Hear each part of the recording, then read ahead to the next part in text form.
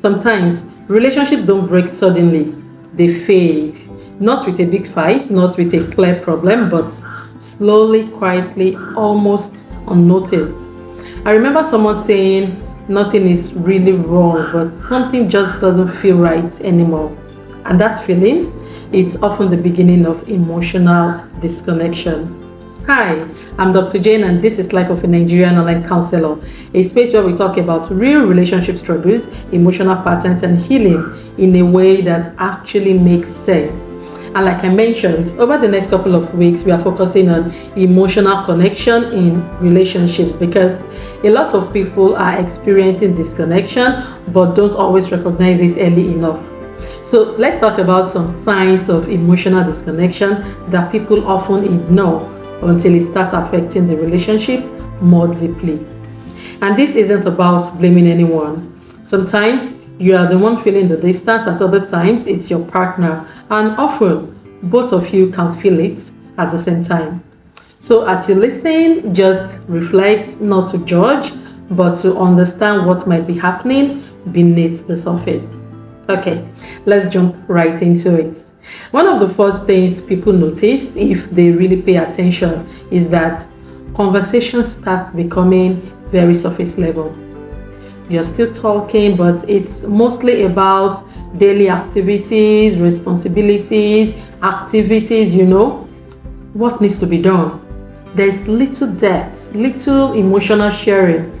So it still feels like you're communicating, but not really connecting.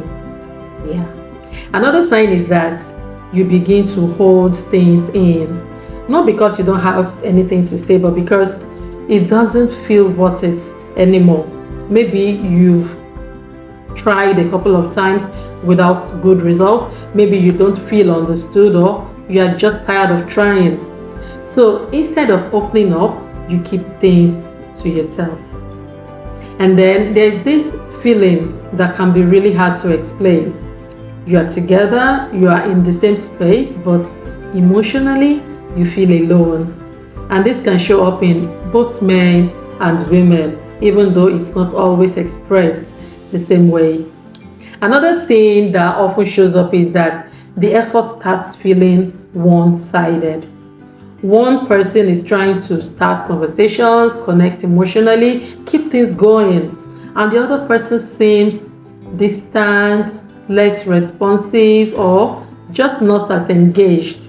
And over time, that imbalance becomes exhausting. This is another subtle one. Small issues start to feel bigger than they should.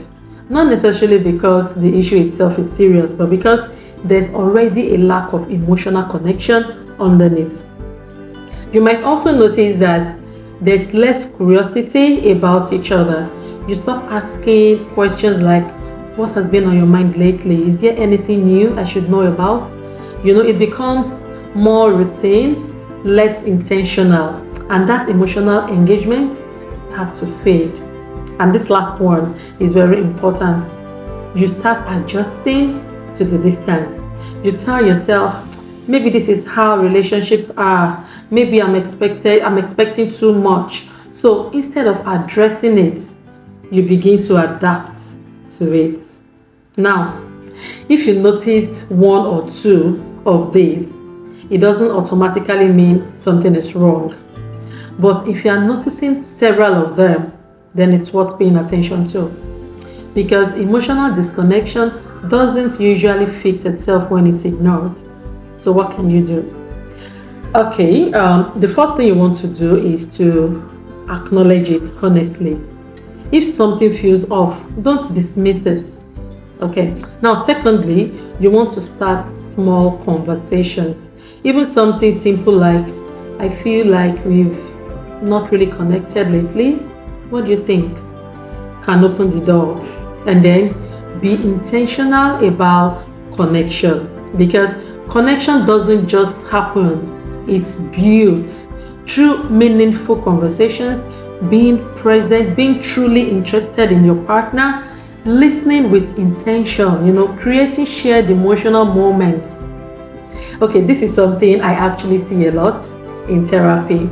helping people recognize these patterns early before they become something deeper, because the earlier you notice it, the easier it is to rebuild that connection.